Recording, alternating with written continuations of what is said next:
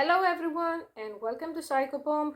Today I'm going to make an intro and explain what this channel is about and why it's different from Revenge-Star, my other main channel.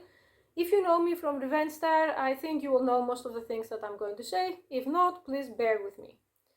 Long story short, I'm a person that was diagnosed with Asperger's syndrome at 1 year old. I had very extreme autistic symptoms. And my parents went through an extreme process of normalization. I was forced to see multiple different psychiatrists over the years and have therapy. Some of it was helpful, some not, and having medication being forced on me because I was a minor and I could not say no. If my parents consented, that was all that was needed. And both of my parents are narcissists. This is something that several psychiatrists confirmed over the years, with my mother being a much more severe case. I say this because I see the term narcissist being thrown around a lot on social media, and I just want you to know that it's not just me self-diagnosing or playing the victim for sympathy. I shared things about autism on my previous channel, and I had people treating me with hostility, saying that I'm disabled and defective, and that's why I don't understand a lot of things that I'm talking about. And they also had people saying that autism is like a superpower and it's so cool and so on. I don't agree with either. In my opinion, being autistic and being neurotypical is like a bird and a fish comparing their experiences. It's a different way to perceive the world, and one doesn't mean that you haven't, just because you perceive it differently, you're inferior. You are not. Also, that doesn't mean that you have a superpower, because personally, I have many things that I've noticed that I can do better than neurotypicals, but I have other areas that I'm lacking severely despite my efforts. So through all of this process, I came to the realization that a lot of the mainstream self-help methods and a lot of the mainstream goals that the person is being told that they're supposed to have ever since they are a young adult or even a child, they are all lies. And if you say, can you tell us an example? For example, especially when you deal with narcissists, because I'm going to talk a lot about that on this channel, a lot of the self-help advice is not only not going to help you, but actually work against you. Or when it comes to the life script, getting married, I was told all of my life that it's an extremely severe problem, that I'm autistic, and you know what they say about us, that we have poor social skills. So my parents would say that no one is going to marry you, you're going to be a leftover woman, blah, blah, blah, and you have to try harder. And after I started dating, I realized that marriage, at least at the type that they present on social media, in movies and culture all over the world, like books, it's all a big lie. It doesn't have permanence. And when I say permanence, I refer to the fact that after 3 years, or maybe 7 years in some cases, if you're lucky, you stop falling in love with that person, the hormones subside, especially if you have kids, and you become kind of like roommates, the notorious I love you but I'm not in love with you. And this is where people try to use multiple different maladaptive methods to cope, from cheating to drugs to workaholism and so on. So if I could take a time machine and go back and stand next to my younger self that was being abused because people would call me a potential leftover, I would say, if no one is going to marry me, I would be so grateful because I dodged a huge bullet. And I say this as someone who has been twice married and twice engaged. Now I know that the traditional haters are going to say, well, you're autistic. You yourself said you don't have social skills. So what did you expect to happen? Don't project your failure on all of us. Okay, you can say that. In this channel, I'm not going to moderate comments. I don't even know if I'm going to read them. And people are going to be banned only for breaking YouTube rules, like posting transphobic comments, threats, and so on. But I will say that middle-aged people have the highest percentage of antidepressant use among all other age groups. And you can look up the statistics and you can see that the closest to the life script success a person is, aka college, kids, stable job, stable monogamous partner, the more unhappy they appear to be. So maybe I'm up to something, and it's not just me projecting my own nonsense to the world. Over the years, I used myself as a guinea pig, and I tried so many things, some more extreme than the others, and this channel is going to teach you what I did that worked. And when I say worked, I mean I had a life-threatening autoimmune illness caused by abuse, and I had to take 20 medications per day, and right now, as we speak, I take 0 medication. With trial and error that I did myself, because the doctors did not care to help me, they just pushed more medication onto me.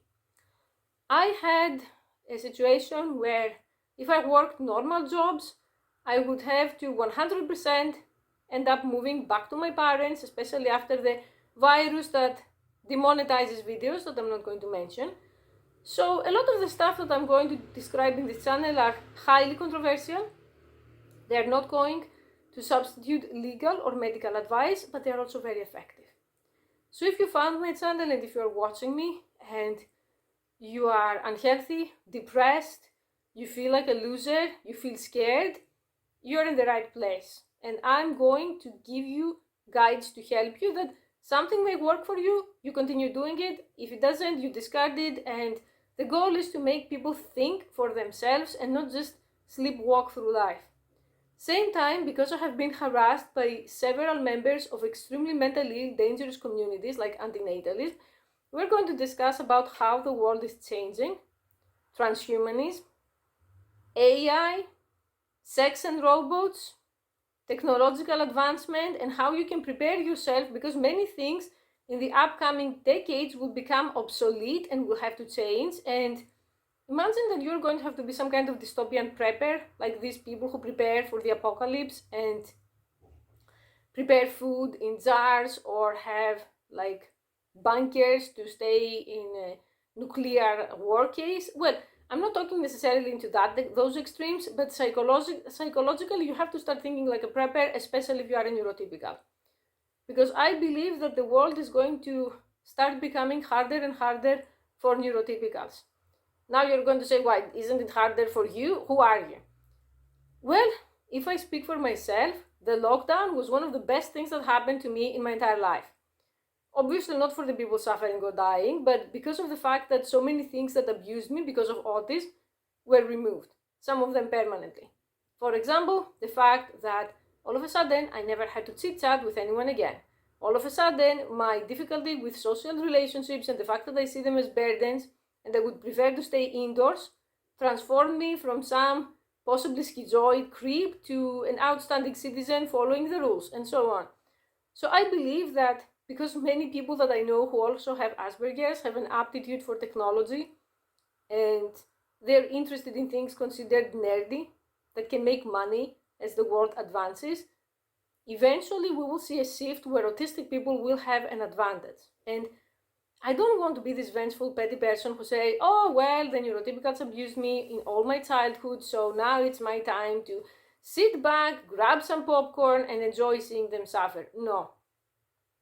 I believe that in this case, it's better to focus on how I can help whoever is supporting me. And if you are neurotypical or autistic, it doesn't matter, as long as you respect the YouTube rules and you have basic humanity. Like, people are there in the comments or me or in the other side of the screen, so you can just think before you type. That's all I'm asking. Last but not least, I believe that it's extremely important, especially if you are someone that wants their life to change for the better, to start thinking very much outside of the box and keep an open mind. Something that I witnessed in therapy many times is that people, doctors, psychiatrists, would beat around the bush and they would recommend a bunch of things that they would actually change my situation 5%, and they would not talk about the 95%. For example, I was diagnosed with a bunch of pseudo-anxiety disorders and depression, that looking back, my depression was what you call situational depression. If you live with narcissists and abusers, you can become depressed. And when you remove yourself from that environment, the depression disappears because the abuse stops. And they would tell me a bunch of stupid things like go for a walk, journal, take a bubble bath, that didn't work. And I say didn't work because I had a narcissist in the house, my mother. She wouldn't let me journal. She wouldn't let me go for the walk. She would steal my money. When it comes to bubble baths, she was also an alcoholic and she had eating disorders, and we had only one bathroom at a time, so she wanted the bathroom constantly unoccupied. So even if I wanted to take anything more than a 5-minute shower, she would be banging at the door and screaming about how I'm wasteful and ungrateful and I'm destroying her life. Yet I saw over 10 psychiatrists from the age of 7 to the age of 17, and no one told me, you know what you need? You need an escape plan, and you need a money-making plan. Because if this continues, you will die. No one told me that. This is what I want to bring up in this channel, that psychiatry has some amazing tools that can actually help you. But when it comes to abuse, it's mainly a scam. It doesn't address things like having to move away, because I asked a psychiatrist once and he told me, we are not here to solve the problems of society. We're not here because society doesn't have enough shelters and cares and just doesn't have enough social workers. We're here to just give people a relief to their symptoms. You feel sad, take antidepressants. I'm not going to get the cat out of the bag and tell you that if you don't get rid of your abuser, things will never improve and you'll just die from taking too many pills and basically denying your body the ability to feel, the ability to act, and anything that is natural to not just human beings for thousands of years. So I aspire to fill that void the best that I can, and I'm going to give you tools that will actually help you. If you are interested, or if you are an autistic person who just wants to say hi, LGBTQ people are also very welcome. Your race doesn't matter, your age doesn't matter, your social standing doesn't matter. All it matters to me is if you want to be part of a community who aspires to have true self-development, and if you can be respectful towards other people and yourself. If these terms are being met, thank you so much for finding me. I hope you subscribe, and I'm looking very, very forward to your comments, okay? Thank you for watching.